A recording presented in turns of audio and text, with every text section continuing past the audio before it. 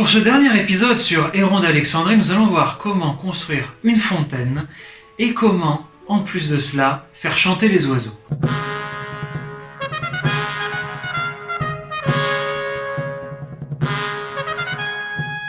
L'imagination d'Héron d'Alexandrie est sans limite, et ses ouvrages ne sont pas que des grosses machineries d'ingénierie, mais bien des œuvres d'art à part entière. Pour commencer, nous allons voir comment fonctionne le principe de la fontaine de Héron. Il faut tout d'abord un récipient, une coupelle, qui recevra l'eau émise par la fontaine. De ce récipient, l'eau tombe ensuite, grâce à un tube, dans un ballon.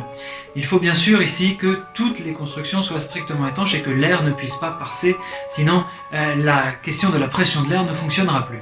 Le tube fait tomber l'eau de la coupelle directement au fond du ballon, donc dans l'eau contenue dans le ballon, ce qui pousse nécessairement l'air contenu dans le ballon.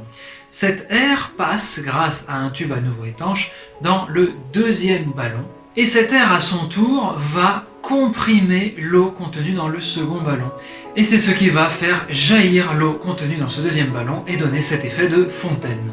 N'importe qui se serait arrêté là, satisfait de sa construction. Mais Héron, lui, va beaucoup plus loin. Il propose ainsi un mécanisme supplémentaire qui permet d'imiter le chant des oiseaux.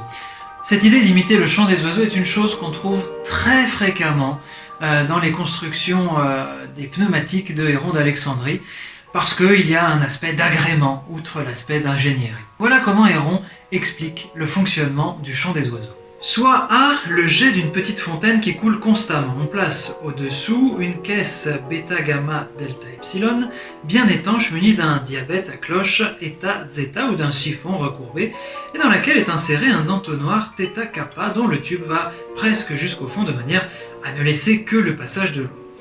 Cet entonnoir doit être pourvu de plusieurs petits tuyaux semblables à ceux que nous avons décrits ci-dessus, tels que lambda. Il arrivera que, tandis que la caisse bêta, gamma, delta, epsilon se remplit d'eau, l'air expulsé par les tuyaux imitera le chant des oiseaux. Mais quand la caisse sera pleine et que l'eau s'écoulera par le siphon eta, zeta, les oiseaux ne chanteront plus. Si toutes ces inventions et machineries d'Héron d'Alexandrie vous intéressent, je vous recommande fortement de vous pencher sur son texte, donc les pneumatiques. Alors vous avez deux possibilités.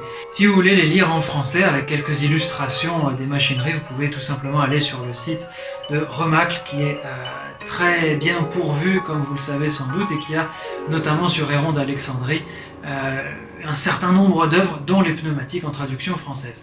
Si vous voulez en revanche lire directement le texte grec de Héron d'Alexandrie, je vous invite à vous référer à l'édition Teubner qui propose en regard une traduction allemande. Je précise simplement que la traduction allemande est parfois un peu éloignée du texte original grec, en particulier concernant les travaux mathématiques, pas forcément ceux d'ingénierie, mais plus les travaux géométriques d'Héron d'Alexandrie. Vous verrez notamment que là où Héron s'exprime en termes grecs classiques, c'est-à-dire où il explique que le carré de quelque chose est égal à quelque chose plus tel rectangle, etc., donc de manière assez complexe, le traducteur de l'édition Teubner a en général mis des formules mathématiques avec l'écriture moderne, ce qui simplifie la lecture, mais ce qui éloigne un tout petit peu du texte, ce qui n'est pas forcément grave si vous lisez le grec. A très bientôt pour de nouveaux épisodes.